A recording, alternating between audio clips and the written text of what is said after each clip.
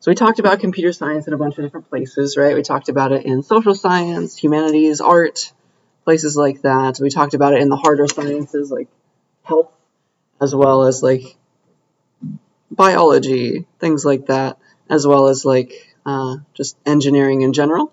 And yeah, we ended with a cool combination of a lot of those. I would like to take my computer science card away if we didn't talk about cryptocurrency, right? Given how popular it is. Though I guess it's getting less popular over time now that the pandemic is gone or something. It's like the bubble has burst, perhaps, but it's still a thing that people care a lot about. So let's learn a little bit about it if we haven't seen it before.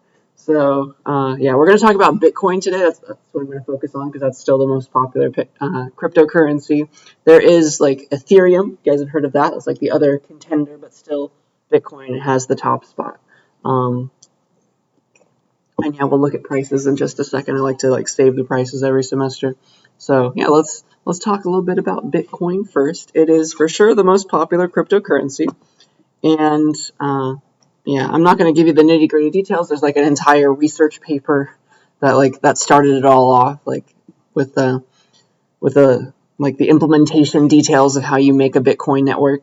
But we're not going to really get into that too much. I'll stay at a high level just to make sure we're all on the same page. But yeah, in general, let's talk about like cryptocurrency. Maybe we're not like super familiar with it, so let's just get all on the same page. A cryptocurrency, it's got currency in the name. It's money, right? It's a kind of money, but there's no physical form of it. It's completely electronic. There's no way to print it out. All right. And it's interesting in the fact that it uses encryption, like this idea of like RSA that we knew, right? We learned about that a little bit.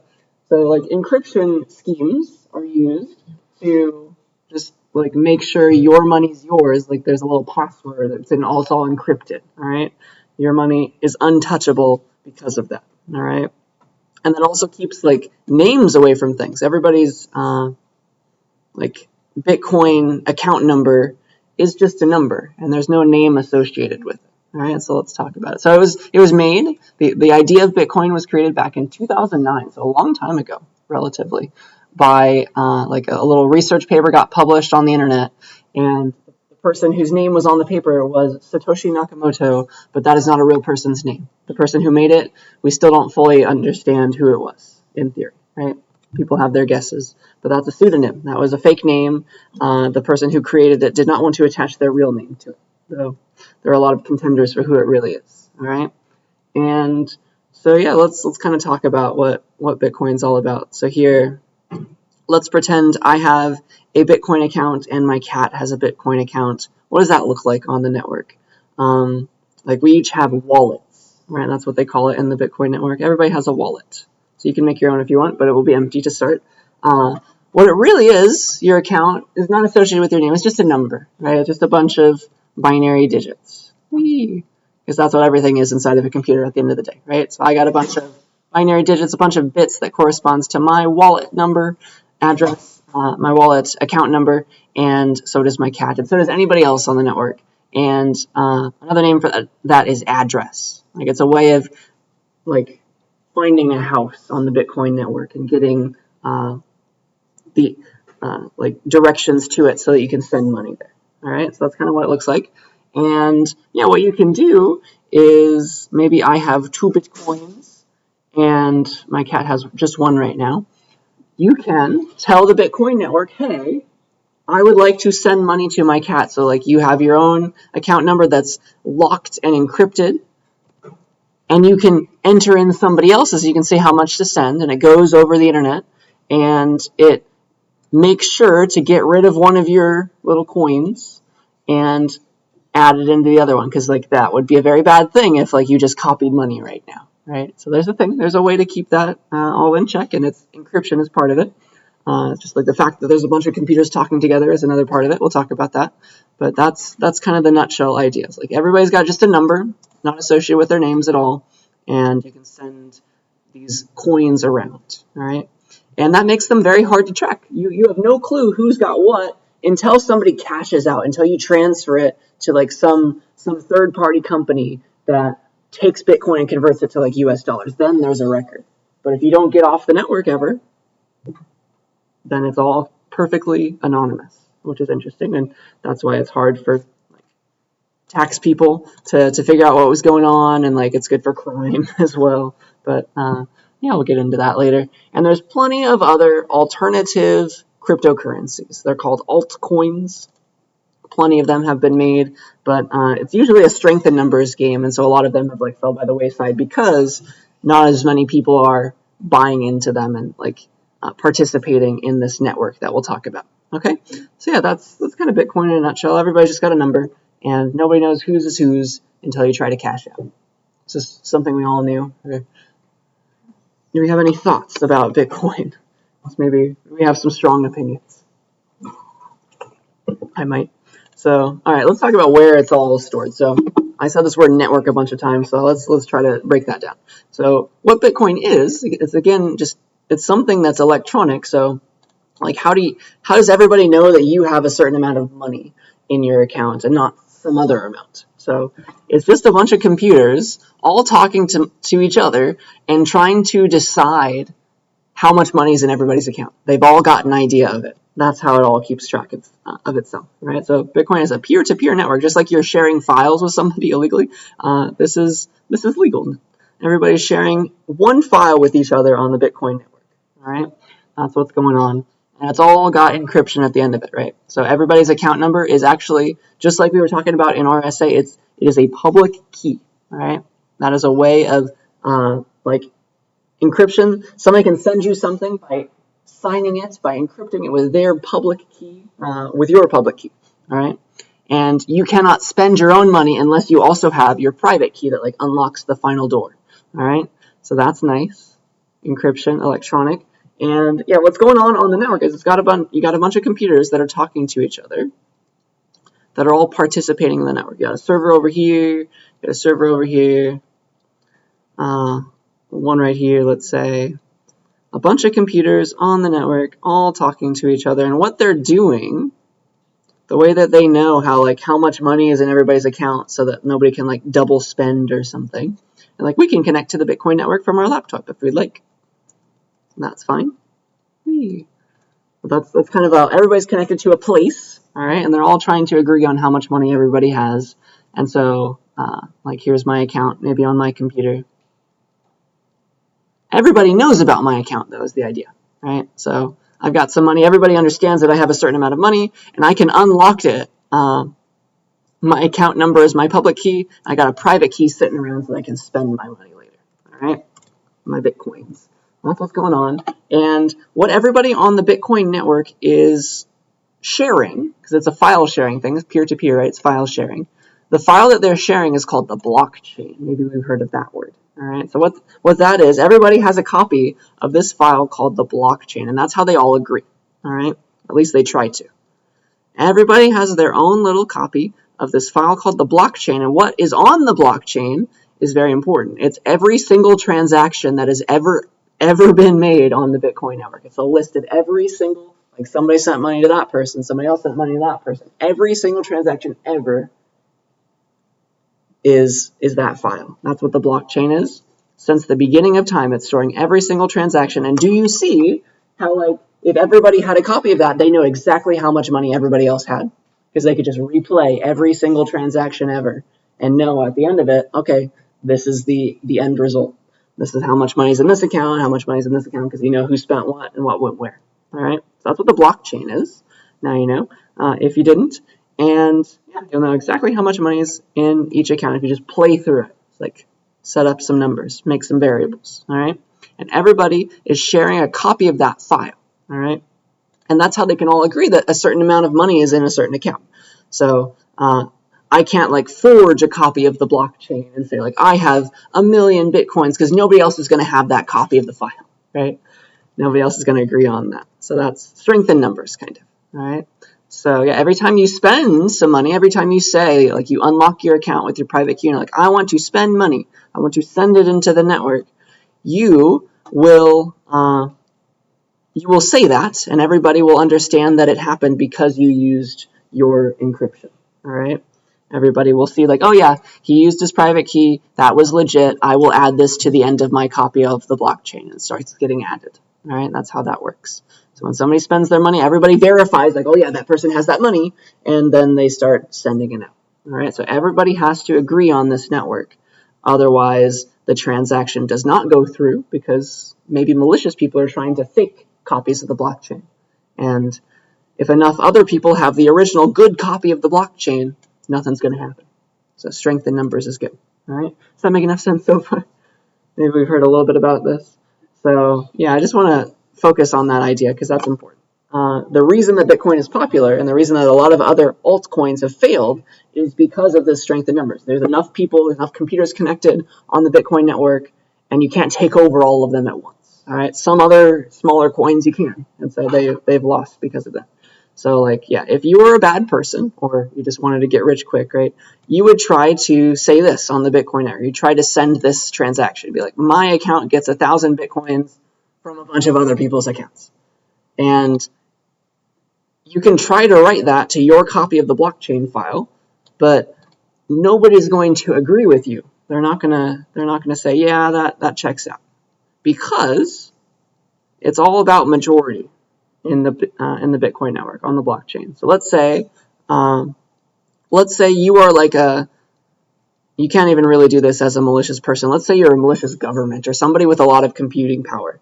So you can get a bunch of computers connected to the Bitcoin network, but as long as you're not able to control half of the network, it's majority rule. So maybe you can control this much of the network, but not this much. You can write your stuff and then you can have everybody, like all the bad computers, agree over here.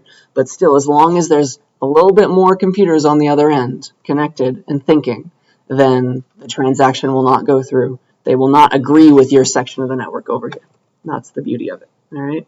So at least greater than 50%. So you need just a slight majority of the computers on the Bitcoin network. They have to agree that the transaction is legit. All right, to make sure there's money there, and yes, it was signed with your public key, private key thing. It all checked out. All right, so that's what keeps it strong. As long as there's enough computers, no one person can take over half the network. That's the beauty. You can connect your own computer, and then it's more resilient, right? That's what's happened. So yeah, if you were like on the order of like a couple large governments, maybe if you had some serious computing power, if like a bunch of governments all over the world got together, maybe with all of their supercomputing power, then they might be able to take over half the network. But nobody's really tried that yet. All right. So then you could make it useless because then you could start writing whatever you want because you would have over half of the computers on the network in theory. All right. And then you can just say what you want into this file, and then everybody else will go along with it because you are now the majority. All right. So that's how you can take over Bitcoin. It's pretty darn hard though because of that. All right. But a lot of those alternative coins, a bunch of these pictures here maybe, have just died because nobody has enough power, right? Or the people who made it didn't have enough power to keep control over it, in theory. All right, so that's pretty nice. Any questions, thoughts about that? Interesting. So yeah, as long as there's enough computers, as long as Bitcoin is popular, there's going to be a bunch of different computers on the network that want fairness, right? A bunch of different people with different accounts. They want it to be fair, and strength in numbers keeps it that way. All right. So if we're good with that, let us talk about mining. All right. Have we heard of Bitcoin mining before? That's a thing. Actually, some students, when we had our old classroom, this is like a new classroom, right, in the new building. In our old building, in our old computer science classroom, some students got caught using the powerful computers in this room to mine Bitcoin, which is hilarious. So please don't try that, but that's a thing that happened. So it's not really that popular anymore because you need a lot more computing power than you used to. So yeah, let's talk about what it means to mine Bitcoin, right? It's like, how is your computer virtually mining things like Minecraft? We'll find out. So there is, excuse me, all of these people, right, are on this Bitcoin network, and they're spending their electricity money, right? They're spending their internet money. They're spending all of they're taking up a lot of their hard drive to store the blockchain, right? We want to incentivize people that are putting their computers on the network, right, and keeping it fair. So there, as an incentive for people to like let their computers stay on the network and be connected and do all this work, because it costs energy money, right? If nothing else, then like they need to store the blockchain. Every time a bunch of transactions try to go through the Bitcoin network, there's a little lottery that gets made. All right, it's a little lottery that happens, and like a number gets drawn, and one lucky winner wins some Bitcoin. That's what mining is.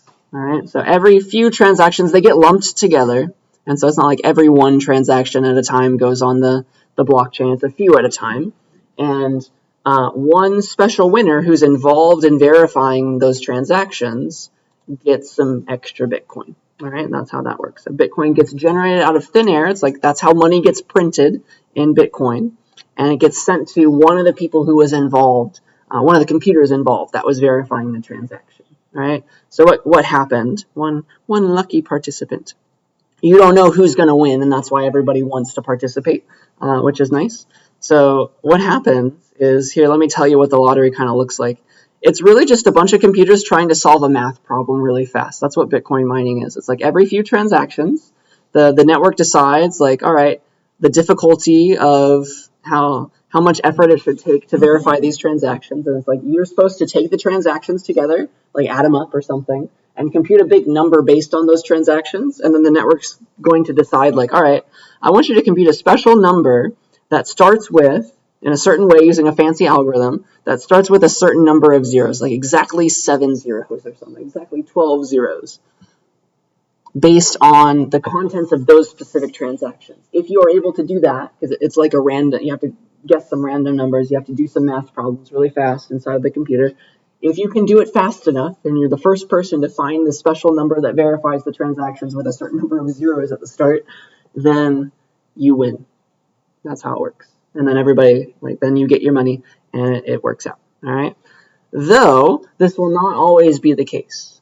At the start of time, it made a lot more sense to make Bitcoin miners, and nowadays it's getting less and less like incentivized. So at the start of the Bitcoin's life, like in 2009 or whenever, when it first came out, a lot of Bitcoins were being generated each few transactions, but it's programmed to dwindle over time, and it has. So each, like now we're here right now maybe, and so you get fewer Bitcoins every transaction now when you mine things.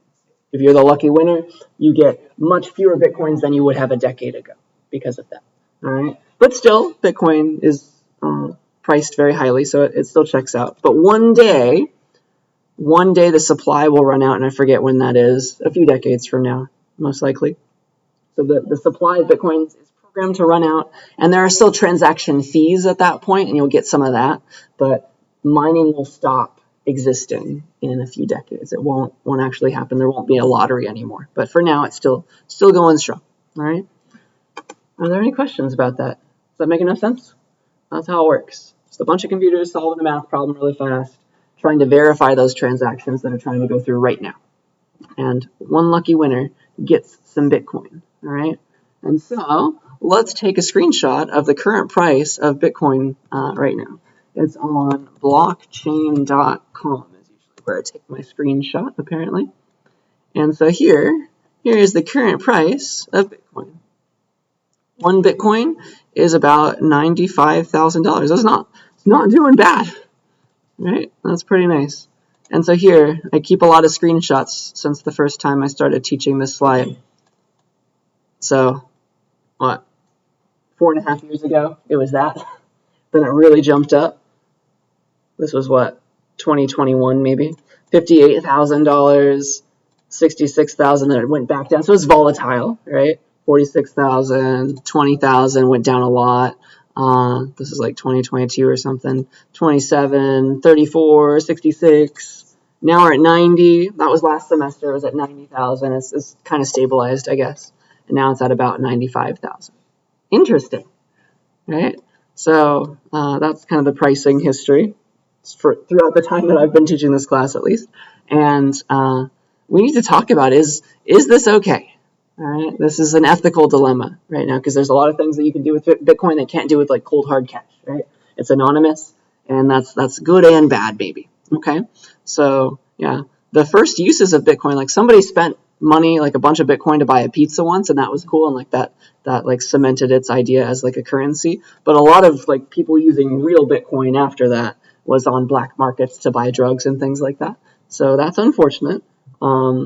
So the reason, right, people are going to use that to buy drugs or something is because you can't track anything. It's just a number at that point. Governments can't track who owns a certain amount of Bitcoin. And if people spend their money, it's just like one number is getting another amount, right? It's from one number to some other number. It's still anonymous, right? You have no clue who's spending what until somebody cashes out. So that's important.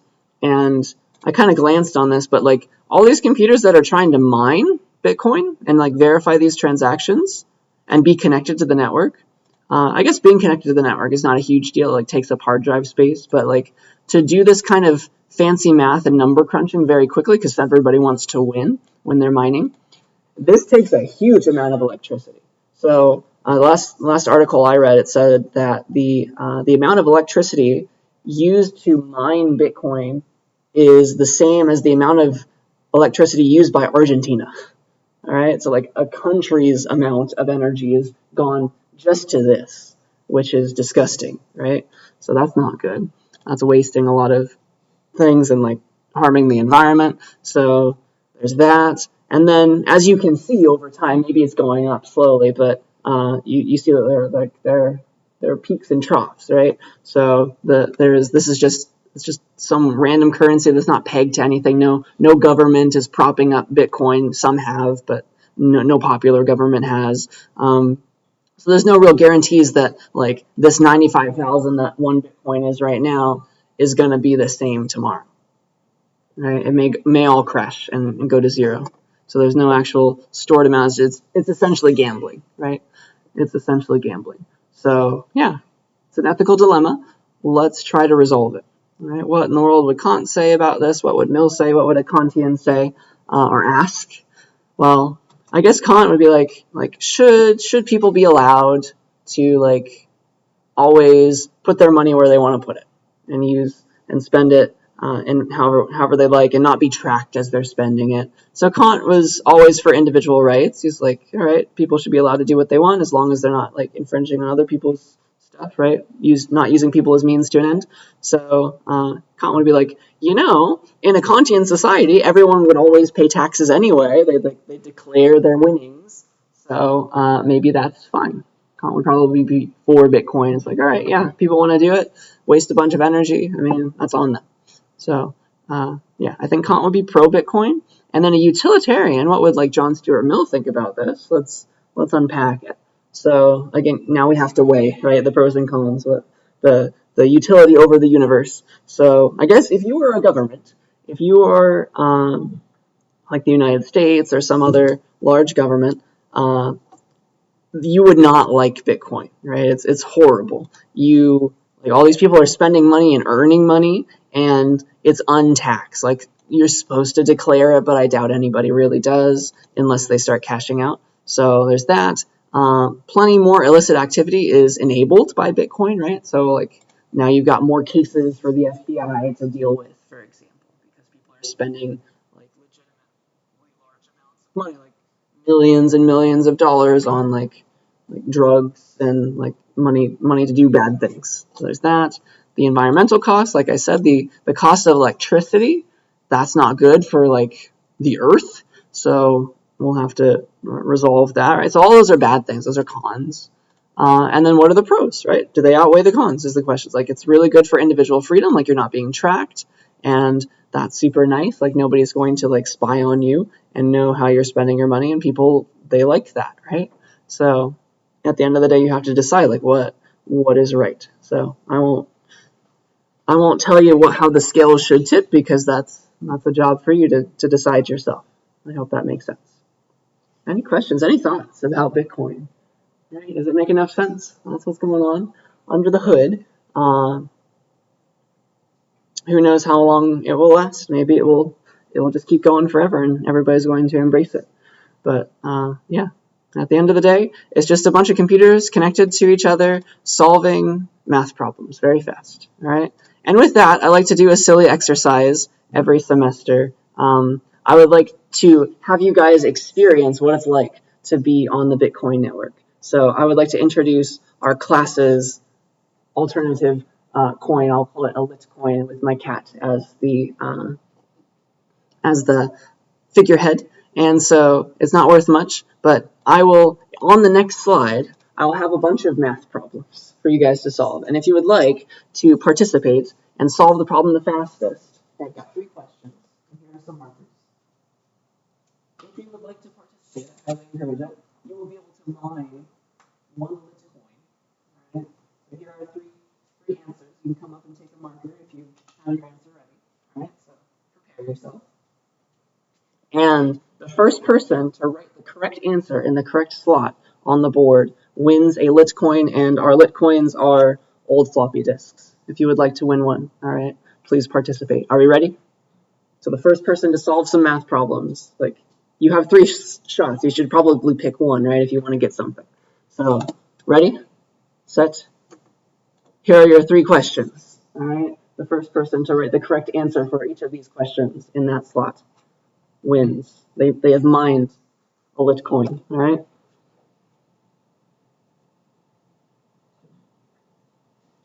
Keep track of the units. That's very important.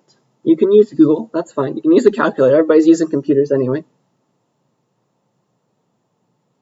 But yeah, the first person to write one of these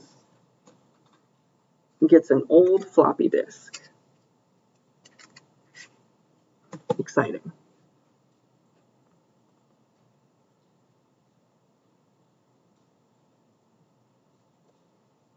And this is what it's like to be inside of the Bitcoin network.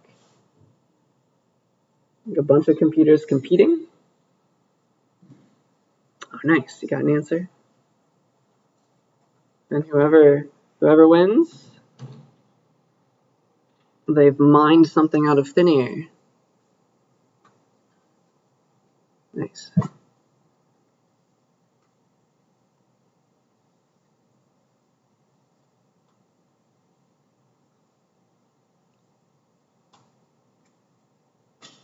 Thank you for your participation.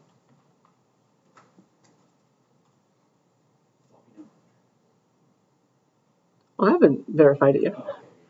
We'll see if that's the answer. If you disagree that that's the answer, you can come up and write a different one up there.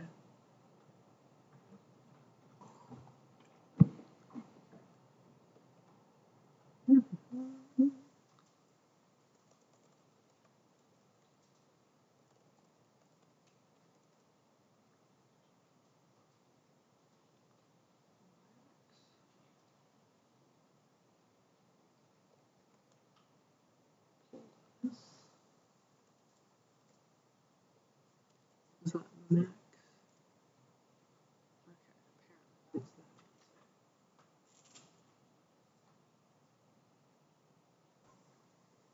Nice.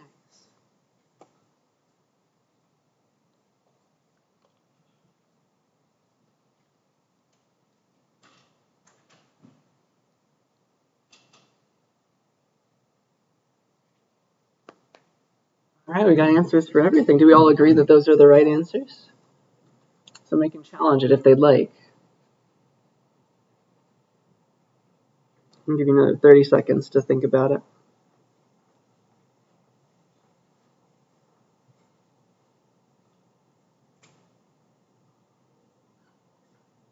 Oh, nice. I'm sure it's accurate and you don't need the decimal place if you got the rest right.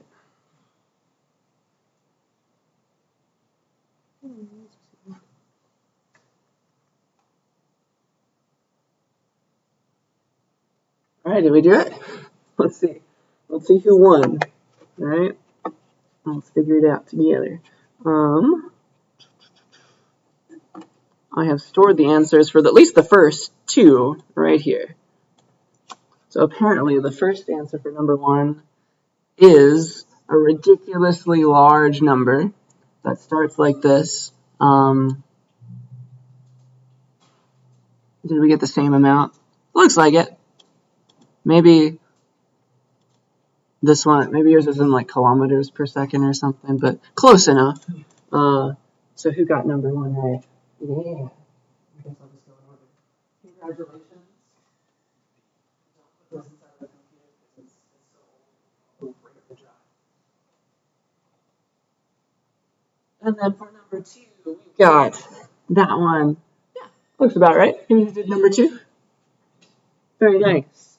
You get an old. Oh, nice. Looks like you're a very old computer. Congratulations. And then today's temperature added together. I think, let's see, 21C. If you do the math, I assume that's right. And who's that? Is that you over there? Very nice. You get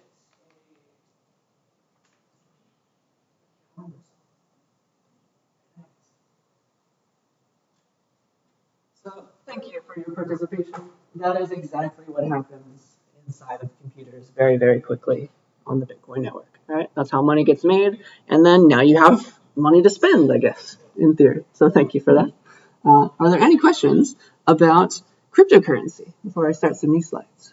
Yeah. So the equation that they're solving for the blockchain, what exactly are they solving? They are trying to verify the current transaction. So they do need to check, like there's a bunch of transactions that want to go through, like a bunch of people have said I want to send from here to here.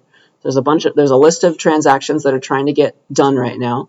And your job as the computer mining is to verify that every account has that much money to spend, and that it was like each transaction was signed with their private key properly, and so it's not like somebody trying to spend somebody else's money. You have to do all that, and that will compute a number somehow. It's like that's a math problem in itself. And then your job as a Bitcoin mining engine is to take all that you've already done, that verification, that number that you've got so far, and then think of a random large number to go into that, and then it will compute another special number that has a bunch of zeros at the start of it. But the basically the equation benefits the blockchain? Yeah, it makes sure everybody can agree at that point. Like you've made sure that everybody had that amount of money, and so like you deserve a bit of an incentive there. But it's a bunch of computers doing that all at once. Yeah, it's just the first person to like solve it correctly means now the network can move on to new transactions. And that's kind of how it just keeps going that way. Does that make sense? Yeah, it's really cool. There's plenty more to talk about there, but that is the answer at a high level. Any other questions? Good question. All right, so am I trying to get you to go and like put your life savings into Bitcoin? Absolutely not, based on this slide. Invest at your own risk. So here, I can close that. And yeah, I want to talk about one new topic, or just like in between slides. We will not finish these slides today. I want to talk about something called game theory, because it's a nice combination of a bunch of different fields. And that is kind of going off of the previous set of slides that was talking about computer science in a bunch of different fields. So this is perfect. So yeah, I'm going to talk about this because it will be applicable to probably any field you go into. Like people have applied game theory to everything. So yeah, let's talk about what is game theory. At a high level, like two game theoreticians, game theory people, the definition of a game is really, really vague. So game does not mean like, all right, we're trying to figure out how to play chess the fastest. We're trying to figure out how to play League of Legends the best or something. This is like, game could mean I own a store and I'm trying to make the most money. Like that could be a game according to their definition. All right. So along those lines, let's pretend like we live in Fresno. We love Fresno State corn. Let's talk about an example of game theory involving two people who are growing corn. All right.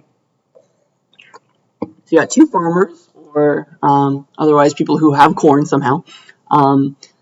They both set up stands, let's say, right, on the side of the road. They're like, all right, person A has got their corn stand. And then you got person B over on the other side of town has got their corn stand. All right. The question is, how much money should these two people sell their corn for? So game theory will tell us what's going to happen here. So if one person's like, I am going to sell my corn for, I don't know, I'm going to sell my corn for $5. And the other person is like, I'm going to sell my corn for $50. Who is going to sell corn? definitely person A, right? There's no designer corn that anybody would pay $50 for, most likely, right? So everybody's going to flock to A's booth, yeah? So if one sells high, the other sells low, everybody's going to person A because corn is corn, yes? So that's what's going to happen. And so game theory is a way of studying these kinds of ideas, the strategy. Game just means anything that could have a strategy. Like we're discovering the strategy together, right? So game theory, the idea of it, is going to tell you that, all right, it's going to explain why the prices are going to come down for person B because they're not going to be making any money at all right now. They are going to have to lower their prices, right? They're going to have to come down to $5. It's like gas stations play this game all the time, right? So eventually there's going to be an equilibrium, we say, right? And that's going to make a lot of sense, right? That's how these two people are going to compete eventually. If person B wants to make any money at all, they have to compete in a free market at least, all right? So the only way that game theory will not apply is if there's people are doing weird stuff, like there's weird rules imposed, or if the two sellers, they're the only corn sellers in a 50-mile radius, and so they can collude, and they're like, all right, we're both going to charge $50. They're going to get together in a room, we're both going to charge $50, and know nobody can get anything. So that is price gouging, and that is illegal, all right? So that's the only way that you could mess this idea up. So usually there will be, in a free market, there will be an equilibrium, right? And that is something that game theory cares a lot about, and I will tell you exactly why and exactly how, usually, right? So it's fun to study. It was invented by a man named John Nash. He is the topic of a good movie called A Beautiful Mind. If you've never seen it, highly encourage you to watch that movie. It's a fun one.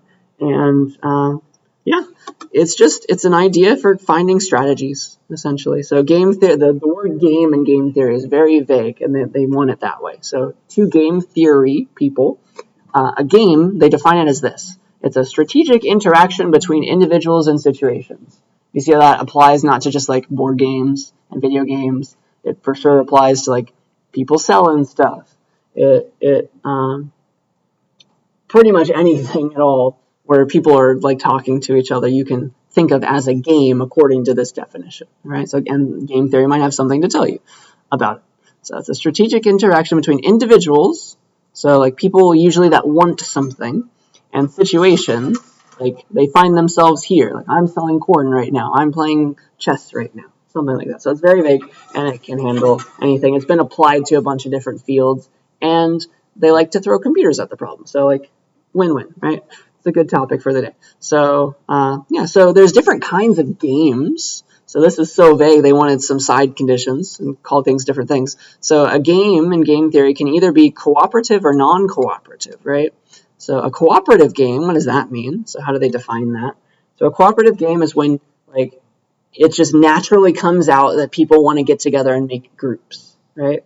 So maybe the U.S. economy is a cooperative game because here I am as a teacher, I'm teaching you guys, and I'm making money, and that lets me eat, right? I'm not the one growing corn, but I can go buy corn if I want to. So society is usually a cooperative game. So games can be cooperative where people are better off working together, right? And you can form groups and alliances, and one person can specialize, another person can specialize, stuff like that. So that's useful. A lot of games are like that. There are other games that are non-cooperative, and we'll talk about some of those. That's harder to think about because we're not really used to that, right? In a non-cooperative game, that means you cannot form an alliance. It's impossible to form a true alliance, right? If individuals in their situations ever end up working together, it's not because they really wanted to make an alliance. It's because for a split second, they feel threatened in a sense, and just for the next minute, it makes sense to be together, but eventually they're going to want to split up again. All right. So non-cooperative games are like that. And so in general, cooperative game theory, there's two sides of it, right? There's cooperative game theory, there's non-cooperative game theory. Cooperative one is all about all right, what is the equilibrium where everything is fair? Because that's how the problem's going to get solved, right? What's the most fair way to dish out all these things to people and get them what they want, and everybody wins? So cooperative game theory is all about fairness, and non-cooperative game theory is about all right, how can I screw everybody over and win and make sure everybody's worse off, right? So that's kind of the difference there. So game theory, because it's so vague, it's used everywhere. if you're not going to be a computer scientist, it's probably going to be used, it's used somewhere in your field anyway. So it's used in economics, poli-sci, biology, philosophy, whatever you want. If you're going to go into any kind of marketing, right? So very, very useful knowledge. So yeah, game theory. There's usually, oftentimes, there's strategies that you can calculate. There's numbers that you can calculate. You can run the numbers, kind of. And so people, they really care about what game theory has to offer. They write a bunch of programs. They spend a ton of computing money on trying to find the optimal strategy to win their game. I want to be the best company or something like that, right? So again, this is a vague phrase, but you can kind of see what it's going at, right? Very nice. So, all right. I would like to, I don't have a bunch of stuff to talk about today, so might as well keep it short and sweet. I have just one longer example, and that'll be it for the day. That's all I have. So I would like to teach you about one non-cooperative game, right? It's called the Prisoner's Dilemma. Have any of us heard of it? It's like a classic example of game theory. And I might as well teach it to you first. It's a non-cooperative game where you cannot form an alliance. It makes no sense to form an alliance, right? So we're going to find that, we think one thing would happen, but really a different thing's going to happen, and game theory is going to tell us exactly why. It's going to be kind of almost paradoxical, but game theory will make it make sense, right? So it's a good example of it. So here's the setup. Here's the story. So you have two prisoners, two inmates that have both been taken because they were supposed to have committed a crime, right? So maybe they stole something. So you got two prisoners, two people who've been caught allegedly doing something. They're put into two separate interrogation rooms, all right? They're not allowed to talk to each other. And each of them, all the evidence against them is circumstantial. The police don't really have anything. They're going to let them go tomorrow if they can't get a confession. But they're taken separately into two separate interrogation rooms where they can't talk to each other and deliberate. And they're given the following options, right? Each prisoner is told the following options verbatim. They're told the exact same thing, right? They are told, all right, you can think about this in terms of either person. You got prisoner A and prisoner B right now. So here are the four outcomes that the police give these potential alleged criminals. All right. So outcome one is, all right, if prisoner A confesses but prisoner B doesn't confess, maybe you're prisoner A. It's if they say if you confess, you're gonna walk away free right now. And if you confess but prisoner B does not confess, that's the scenario, right? If you confessed, if you own up to it, but prisoner B says that they didn't do it, then you get to walk away for free, and prisoner B, the person in the other room, is getting 10 years, all right? They're stuck here for 10 years, all right? So that's outcome one. Outcome two is if you don't confess, but your accomplice does, the flip-flop thing happens. They're going to walk free, but you're staying here for 10 years, all right? And then vice versa. If you both confess, then you're each going to get 5 years. And then finally, if neither of you confess, then maybe the evidence is circumstantial. They don't know for sure who did what, and they'll just let you walk away. Both of you get to walk away for free, all right? Does that make sense? So here you can make a grid of what's going on here from each of their perspectives. Prisoner A, what are their options? And then prisoner B, what are their options? So prisoner A and B, each of them have two options, right? Either prisoner A can confess, so you C for confess, or not confess, NC, right? So prisoner A can confess or not confess, and same for prisoner B, right? They could confess or not confess. And what's going to happen? How much jail time are they going to get depending on all these? So if they both confess, you're here, and that means they got 5 years apiece. All right, so you got that one, 5, there's that. If they, let's see here. If prisoner A did not confess, but prisoner B does confess, right? That's this one. That means the person who confessed gets 0 years, but the person who did not confess, they get 10 years, right? And so that's flipped over here. That's if prisoner A confesses, but B does not confess, then A walks free, and prisoner B gets the 10 years, right? But if neither of them confess, that's this one, then they both get to walk away because there's not enough evidence, all right? So they're all told those options, and if you were the prisoner, What would you do? Do you have any thoughts? Which outcome do you want? What do you think is going to happen? I don't know. If I liked the other guy, like I'd want this to happen, right? I would hope that like we just keep our mouths shut, right? Then we'll both get to walk away for free. Yeah, that's how it should work in a perfect world. So that's the question, right? This is a game, if you think about it. Right? It's a non-cooperative game. You can't talk to your accomplice, so you cannot form strategies. You cannot work together. What's going to be the equilibrium here? What should these prisoners do? What is their optimal outcome? Let's figure it out together, right? And what we'll decide on, we're going to compute a number that was invented by this dude. It's called the Nash equilibrium, right? It's going to solve this problem in a way that doesn't, like, it's a little paradoxical, right? So we're going to find what's called a Nash equilibrium for this problem. And what a Nash equilibrium is this. Here, let me just read the long definition, and then we'll talk about what it really means. So a Nash equilibrium is a set of strategies, one for each player of a game, so one for each prisoner, right? That has the property that each player's choice is their best response to the choices of the other players. Because, like, it's non-cooperative. I don't know what this dude's going to do, so I better hedge my bets, kind of. It's like, that's kind of what that means. So, you want to come up with a strategy that's the best response to the choices of the other players, and you have no control. You cannot form alliances with the other players, and so you have to hedge your bets. You have to play it safe. That's what Nash equilibrium will do for you. So prisoner A does not know what prisoner B is going to do, so they have to play it safe, right? I hope you see that. They have no clue if their accomplice is going to snitch on them or not.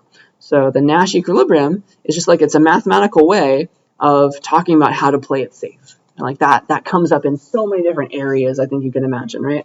A bunch of different like companies competing against each other, for example. Nash equilibrium all day long. So yeah.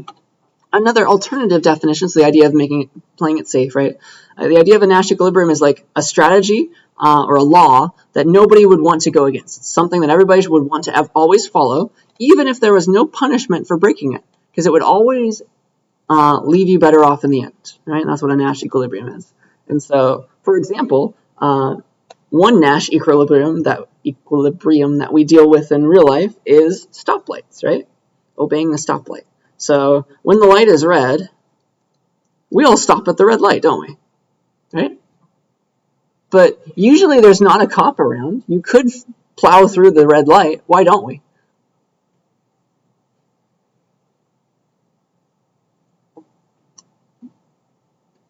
Do we have a reason? We've just been taught to always stop at a red light. But you could go through. Why don't you? Say that again? Yeah, you want to be safe. You want to live, right? You value your life. Exactly. So even though we could probably go through, like we could keep going, and like even though the light's green for somebody else and not for us, we won't get caught by a cop, but we might like get hurt, right? Because other people, they're obeying the stoplights and their light's green. Does that make sense? So this is kind of a Nash equilibrium. Everybody obeys stoplights, even though there's not a cop nearby most of the time, right? Because like we all want to live. Like we assume everybody's playing along, and like we all win if everybody plays along, essentially. We all get to go home or go to school, right? And get there safe. So yeah, that's an example of a self-enforcing law. I hope you see that. And so it's kind of a Nash equilibrium. So yeah, going back to the prisoner's idea. So what's going to happen for each of these guys, right? We're going to calculate a number. That's what the Nash equilibrium will help us with. What we want to do is we want to calculate, again, because we have no control, right? We want the best response to the choices of the other prisoner in this case. We have no control. And so what we want to calculate is like, all right, I as a prisoner, we'll think about it from one of their perspectives. Like I as prisoner A could either confess or not confess. That's all I can do. That's the only thing under my control. I can either confess or not confess, right? That's all they get to do. So what we want to do is, all right, in each outcome that I have control over, like prisoner B, who knows what they're going to do? I only can control what I can do. Let's calculate the average sentence. Average amount of time I'll be stuck in jail based on what I do. All right. So it'll end up being symmetric. So we can think about it from prisoner A's perspective or prisoner B's perspective. Doesn't matter. But watch what happens. So let's find the solution. All right. grid of options. So let's think about this from prisoner A's perspective. You could do it from prisoner B's perspective. It does not matter because it's the same numbers either way. But let's say we are prisoner A, so we could either, all we have control over is confessing or not confessing. And so let's see what's going to happen. Either, if we confess, we're in one of these two options, right? That's all we can control. If we confess, we are here or here. That's all we get. If we don't confess, we're here or here. Yeah? That's all we can control. We have no control over what prisoner B does, but we can control what we do. All right? It's non-cooperative. So now, let's calculate the average amount of time we'll be stuck in jail depending on what we do. All right? So this is from prisoner A's perspective. So if they confess, one thing happens, and if they don't confess, a different thing happens. All right, so let's calculate the average time spent in jail. And this will come up with an answer that is not obvious. Average time, if we didn't think about it this way, we might get it wrong. Spent in jail. All right. So just like that. So let's calculate the average time spent in jail for prisoner A. This is from their perspective. All right. So let's see. So we got, if prisoner A confesses, that means we're either in this box or this box, right? Because we confessed. So either we're getting 5 years in prison or we're getting 0 years in prison, right? And we're not sure what prisoner B is going to do. Let's pretend it's 50-50. So let's just take the average amount of time that we'll be spending in jail. It's going to be 5 plus 0, right? Over 2, the average there. And so that is 2.5, right? 2.5 years on average spent in jail. And then if we don't confess, we're either here or here, yeah? And so what's the average amount of time spent in jail in that case? It's either 10 or 0. Ooh, all right, so the average of that is 10 plus 0 over 2, right? 10 plus 0 over 2. That is 5 years on average spent in jail. Do you see how that's not intuitive? Do you see how you would expect, like, everybody, like, if they both just kept their mouths shut, they could both walk away free, but that is not at all what's going to happen. Does that make sense? Now we see exactly why, because we can't control what the other person's going to do. We don't trust them, right? They're sitting in a completely different interrogation room. We don't even know that they're getting the same amount of, like, that they're getting the same details. Remember, they're told something completely different, right? You have no control over anything but you confessing or not confessing. You know your outcomes, all right? And so for all that you know, right, the other person's just going to snitch. They're going to want to walk away free too, right? And so your best bet is to always confess. Because regardless of what your accomplice does, right, you have no control over it, on average, no matter which outcome you get, you're getting one of these two if you confess, right? On average, that's the better option for you, right? It's either you'll be stuck for 5 years, or you can walk away for free, and that's much, much better than the options of walking away free or being stuck for 10 years, yeah? And so that's a little counterintuitive, and that's why it's a good example, all right? So the equilibrium is both prisoners should confess. When in reality, like, if they just kept their mouth shut, if it was a cooperative game, right, they want this one, they'd gravitate towards that, but they won't, because they can't, all right? So yeah, that's what we just noticed. In the average case, it makes the most sense to always confess, right? Even though, if they could just keep their mouth shut, they could both walk away for free, but they're always going to want to confess because it's 5 versus 0 at that point. Even from prisoner B's perspective, right? 5 versus 0. If you have no control over what the other person does, that average is much, much better, right? It seems paradoxical. You'd think that, like, they'd agree, but it's non-cooperative, right? You cannot form an alliance, and game theory tells us exactly which one's best, all right? So, yeah, I think that's what I wanted to say. That is our Nash equilibrium. We found it. They're going to both confess, and so what they're going to gravitate towards is not this one, but this one, right? And they're probably going to end up getting 5 years because of that. So if they're both playing this game optimally, at least. All right? So that is the answer, and I think that is all that I wanted to say about game theory for the day, at least. Are there any questions about any of that? It seems backwards, doesn't it? It seems backwards, but hopefully you can kind of see, like, okay, I get it now. That's what will happen. I see it. All right? So if we are good, I think that's all that I got. Shorter day today. We will have a programming lecture next time. No new assignments this week, but I do need to talk about your final exam. So we will do that on Wednesday. All right, so we'll have some time for talking about the final. And just remember when it's going to be. You can look at the syllabus right now, but we're in week 15. We've got 2 more weeks of classes. We've got week 16 and 17 for the classes at least, and then week 18 is when the final is. It's the week after that. We've got, I think it's the Monday of finals week, but we'll talk about all of that on Wednesday. All right, so that's all that I got for the day.